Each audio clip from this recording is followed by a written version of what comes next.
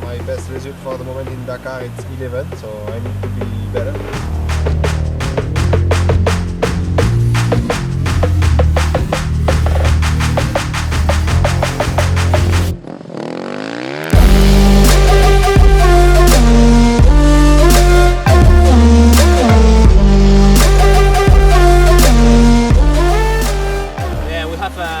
The goal with all my Sherco TBS racing team arrive at the end. I would like to be close to the top 10.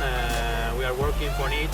I think the bike is on point. The team is working really hard for it, and we have no problems. And I can take the good rhythm during all the second part, and maybe we can fight for beat them.